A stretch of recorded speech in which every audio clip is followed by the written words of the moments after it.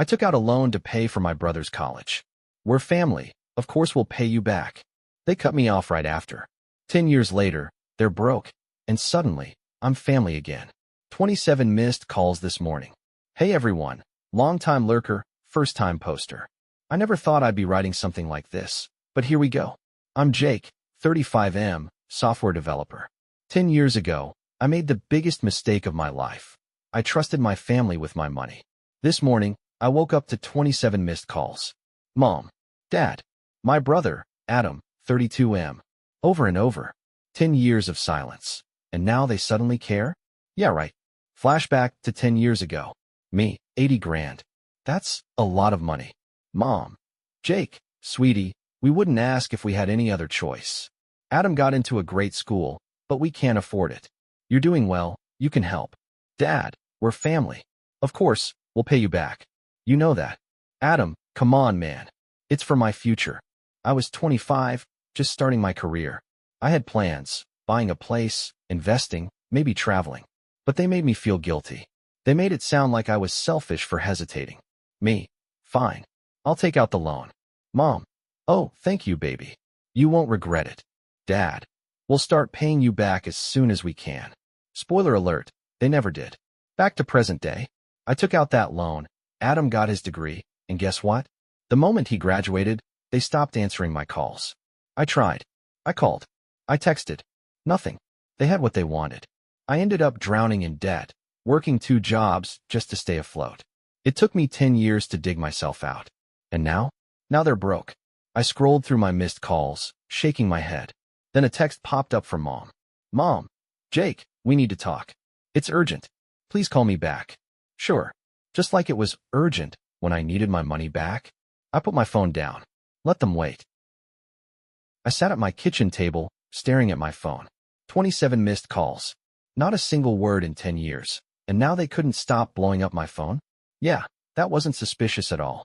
I took a sip of my coffee, scrolling through the call log. Mom, Dad, Adam, Mom again, Dad, Adam, over and over. I wasn't going to call them back. Not yet. Then, a text popped up. Mom, Jake, we need to talk. It's urgent. Please call me back. I scoffed. Urgent? Like how it was urgent when I needed my money back. Like how it was urgent when I was drowning in debt, and they suddenly stopped answering my calls. Yeah, no thanks. I locked my phone and got up to refill my coffee. No way was I letting them ruin my morning. But just as I reached for the pot, another vibration. Dad, Jake, we're in trouble. Call me. Please. Trouble. Now they were in trouble. Now it was my problem again. I smirked, leaning against the counter. Of course. That's how it always worked, didn't it? They needed something, so suddenly, I existed again. I put my phone down and took a slow sip of coffee. I wasn't biting. A few minutes passed. Another buzz. Adam, bro, pick up. It's serious. Serious? You know what was serious? The fact that I had spent the last 10 years working 60-hour weeks to pay off a loan I never got to use. The fact that I had eaten instant noodles for 2 years straight because I was covering someone else's tuition. The fact that when I had reached out, just once, just to ask for a little help back, they had ghosted me. And now they were serious? I rolled my eyes and set the phone down again. It kept vibrating. Call after call, text after text. I didn't touch it, but I was curious. I walked over, picked up the phone, and opened the last text. Mom, Jake, please. We need to talk. It's about Adam. Oh, now that was interesting. I sat back down, stretching my legs out, and tapped on the message. My thumbs hovered over the keyboard. I could say nothing. I could let them sweat it out. Or, I smirked, typed 2 words, and hit send. Me, what happened? Less than 10 seconds later, my phone rang. I let it go to voicemail. My phone buzzed again. Incoming call, Mom. I let it ring. A minute later, another call. Dad. Then Adam. I ignored all of them. And then, finally, a voicemail popped up. I hesitated. My finger hovered over the play button. I wasn't in a rush. Let them wait. I stood up, took my time making breakfast. Eggs, toast, a second cup of coffee. Sat down, ate slowly. Only then did I press play. Mom's voice came through, shaky, but still with that familiar tone. The one she always used when she wanted something. Jake, honey, please call us back. We really need to talk. It's about Adam. He's He's in trouble, and we don't know what to do. A pause. A deep breath. Then, softer. We love you, sweetheart. We miss you. Please, just call us. I stared at the phone. Miss me? That was Rich. I tapped the screen, replaying the message. This time, I listened closely. The way her voice wavered. The forced concern. The way she said trouble, but didn't say what kind. Something was definitely up. I wasn't going to call. Not yet. Instead, I sent a text. Me, what kind of trouble? 3 dots appeared instantly. Mom was typing. Then they disappeared. Then they came back. Mom, it's complicated. Can you just call? I exhaled sharply, shaking my head. Classic. Me. No. Explain. A full minute passed before she responded. Mom, Adam lost his job a while ago. He's been struggling. Things have been hard. We tried to help, but now the house is in danger. The bank is involved. I raised an eyebrow. So that was it. They weren't calling because they missed me. They weren't calling because they suddenly realized how badly they had screwed me over. They were calling because they needed money. Again, I tossed my phone onto the table, running a hand through my hair. I had expected something like this, but seeing it in writing, it still pissed me off.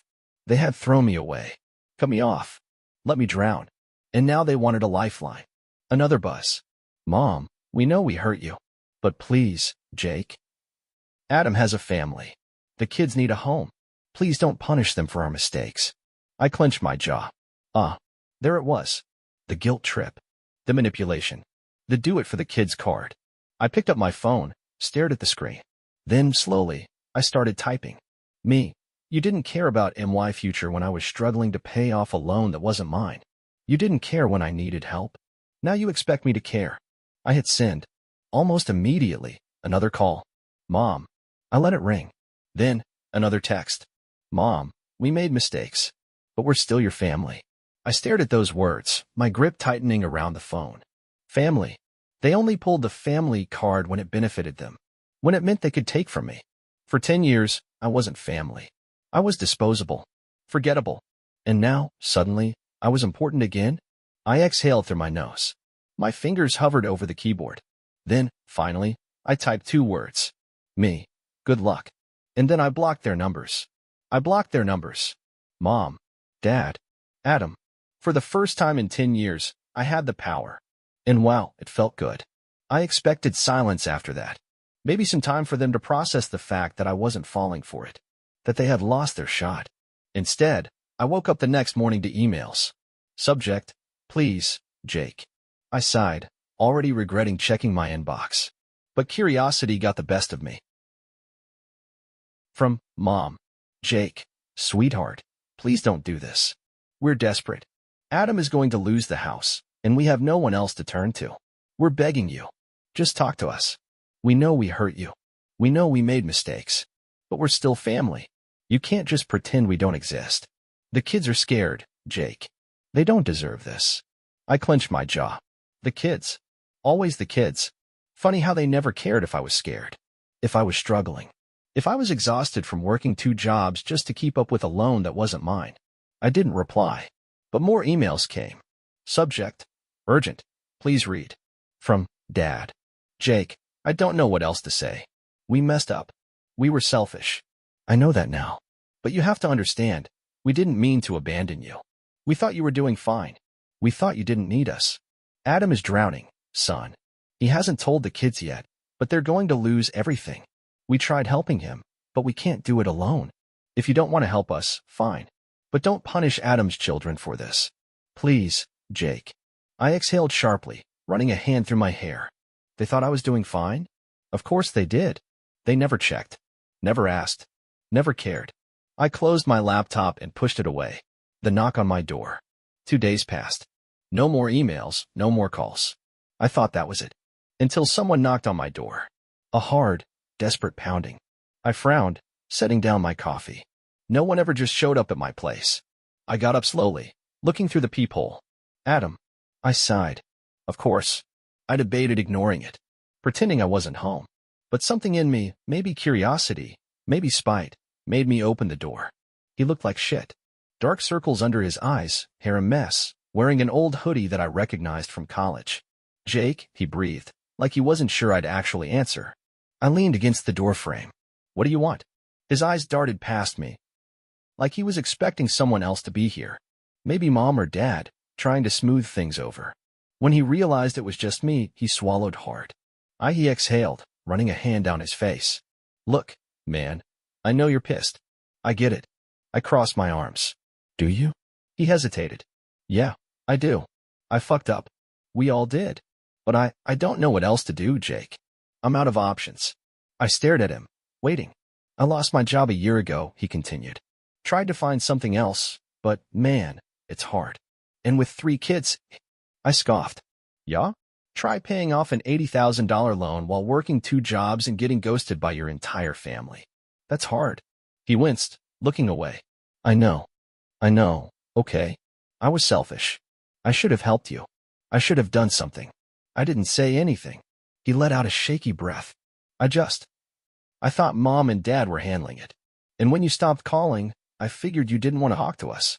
I narrowed my eyes. You didn't stop to wonder why I stopped calling? He rubbed his temples. I don't know, man. I was stupid.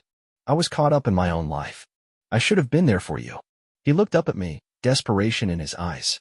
But please, Jake, I need your help. I have nowhere else to go. The offer. I stared at him for a long moment. Then, I stepped aside. Come in. His shoulders sagged with relief. He stepped inside, looking around my apartment. It wasn't a mansion, but it was mine, paid for with my own hard work. He sat on the couch, rubbing his hands together. I sat across from him. How much do you need? His head snapped up. What? You came all this way. You clearly want something. So, how much? He swallowed hard. I don't know. Whatever you can spare. I snorted. Wrong answer. He shifted uncomfortably. The house. I owe about 30 grand. And there's other stuff. Debt. Bills. I'm behind on everything. I let that sink in. 30 grand. That was a lot. But it was less than what I had given up for him all those years ago. I leaned back. I'll make you a deal. His eyes lit up. Anything, man. Anything. I smirked. I'll cover your debt. Every last penny. His mouth fell open. You will. I nodded. On one condition. He swallowed. What? What is it? I leaned forward, resting my elbows on my knees. You sign over the house. To me. His face dropped. What? I shrugged. You need the money, right? Well, I need collateral. I'm not just giving you 30 grand. You sign the house over to me, and I'll make sure you and your family have somewhere to live. His hands clenched into fists. You can't be serious. Oh, I'm dead serious. That's my home. My kids. I raised a hand. And they can stay there. I won't kick them out. But legally? It'll be mine. He stared at me, his jaw tight. This is insane, he muttered. I shrugged. Take it or leave it. He stood up, running a hand through his hair. He looked like he was going to argue, but he had no leverage. After a long moment, he sighed. Fine. I'll sign it over. I smirked. Smart choice. The final move. A week later, the paperwork was done. The house was mine. Adam stayed. His kids stayed. But now, I own the roof over their heads. Mom and Dad called me again. They weren't happy. Mom, how could you do this to your own brother? I just smiled. We're family, Mom. Of course I'll take care of them. And then I hung up. I knew it was coming. The moment Adam realized I wasn't bluffing, that I actually expected him to pay rent, he started pushing back. The excuses rolled in one after another. I just need more time. I'm trying, man, but things are tight. Come on, Jake, you don't even need the money. At first, I played along, gave him a few extra days, let him squirm. But when the first month ended, and I still hadn't seen a single cent, I decided it was time to remind him who was in charge. Eviction notice. I sent him a text. Rent is overdue. If you can't pay, I'll have to start the eviction process. It took him 5 seconds to respond. Adam, are you serious? Completely. 10 minutes later, my phone rang. I didn't even need to check the caller ID. Jake, you can't be serious, Adam snapped as soon as I picked up. I warned you. You're actually gonna throw me and my kids out on the street? I took a slow sip of my coffee. That's up to you, isn't it? Silence. Then, the explosion. I can't believe you'd do this to me. I can't believe I ever looked up to you. You're just as heartless as everyone said you'd be. The money changed you, man. I laughed. Actually laughed. Oh, now you want to talk about money? You think I forgot about the 80 grand I spent on you? That was different. Yeah, it was. Because I paid. And you didn't. Click. He hung up. I smirked, shaking my head. He wasn't ready for what was coming next. They tried to fight back. A few days passed, and I thought maybe, just maybe, he'd finally realized he had no way out of this. Then I got an email. Subject, legal action against you. I actually laughed out loud before opening it. From Dad.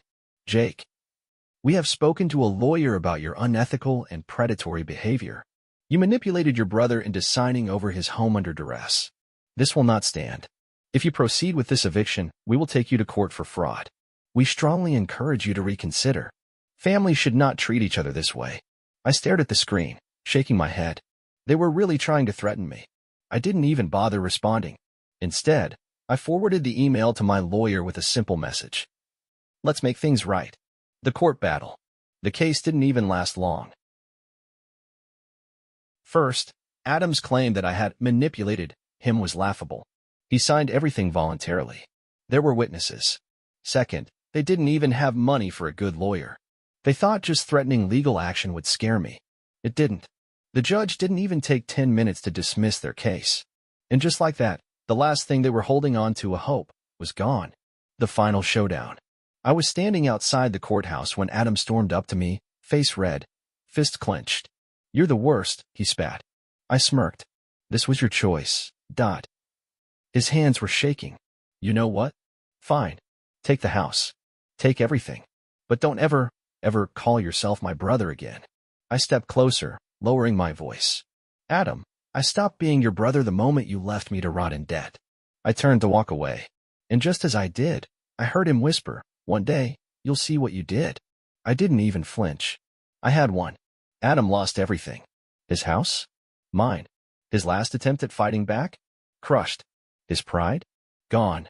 But here's the thing about people like Adam and my parents, they never learn. They don't take responsibility. They don't reflect. They don't change. They just double down. The desperation begins. It started with texts. First, from Mom. Mom, Jake, please, we need to talk. This has gone too far. Then from Dad. Dad, your mother hasn't been able to sleep since the court hearing. Are you really going to do this to us? Then Adam. Adam, you happy now? My kids are scared. You took their home. How do you sleep at night? I ignored them all. Until one final message came through from Mom. Mom, Jake, if you don't want to help Adam, fine. But please, don't do this to us. We're your parents. We made mistakes, but we love you. We raised you. That has to count for something. And for the first time in 10 years, I actually felt something. Not guilt. Not regret. Just tired. Because they still didn't get it. They still thought this was about money. It wasn't. It was about respect. About how they treated me like a disposable ATM and cut me off the second I wasn't useful. And now that the tables had turned, they couldn't handle it. So, I sent one last message. Me, I spent 10 years struggling because of you. You spent 10 years pretending I didn't exist. I guess we're even now. Then I blocked them. The fallout. Adam was forced to move into a tiny apartment. Dad? Lost his job shortly after. Something about mismanaging funds. Guess it runs in the family. Mom? Became the talk of their church community. The woman who raised 2 sons, one successful and one a failure. Only problem? The failure wasn't me. And me? I thrived. For the first time in my life, I wasn't carrying anyone else's burdens. I wasn't drowning in guilt. I wasn't being manipulated into thinking family meant letting yourself be used. I was free. The last attempt. A year passed. Silence. Then, one morning, I woke up to an email. Subject, can we talk? I rolled my eyes. Of course. From Mom. Jake. It's been a year. We miss you. Please, can we just talk? We don't want anything from you. We just want our son back. I know we weren't perfect parents. I know we made mistakes. But we're old, Jake. We don't have much time left. Do you really want this to be how things end? Please, just call me. One last time. I stared at the screen. And for a moment, just a moment, I thought about it. Then my phone buzzed. A second email. Subject. Urgent. Please read. From Adam. Jake. I fucked up. I know that. I lost everything. I get it now. But man, I need your help. I don't care about me. But my kids? They need a stable home. They need family. Just give me a chance to fix this. Please. I took a deep breath, and I did something I should have done 10 years ago. I deleted both emails. No response. No closure. Just silence. Because for the first time in my life, I was truly, finally, completely free. It's been a year since I last heard from them. A full year of silence. No calls. No emails. No fake apologies. And let me tell you, it's been the best year of my life. What happened to them? Adam? Still struggling. Last I heard, he was bouncing between jobs, barely keeping up with rent. Guess it's harder when there's no one left to bail you out. Mom and Dad? Still pretending to be the victims. Word got around their church that I had betrayed them, but turns out, even their friends weren't buying it. People talk. And once the truth came out, they were left with nothing but their own guilt. And me? I won. For the first time in my life, I wasn't weighed down by anyone else's problems. I wasn't expected to save anyone. I was just living. I traveled, bought a better apartment, invested, thrived, and I never, not once, looked back. The final message. This morning, I woke up to one last email. Subject, one last chance. I already knew who it was from before I even opened it. From Mom. Jake. I don't know if you'll even read this, but please, just hear me out. Your father isn't doing well. He's sick. The doctors say it's serious. We don't know how much time we have left with him. I know we've hurt you. I know we made mistakes. But Jake, we're still your family. Can't we just fix this before it's too late? I stared at the screen. And you know what? I didn't feel anything. Not anger. Not sadness. Not guilt. Just nothing. I closed my laptop, grabbed my keys, and headed out. There was a whole world waiting for me. And I wasn't wasting another second on people who had never truly valued me.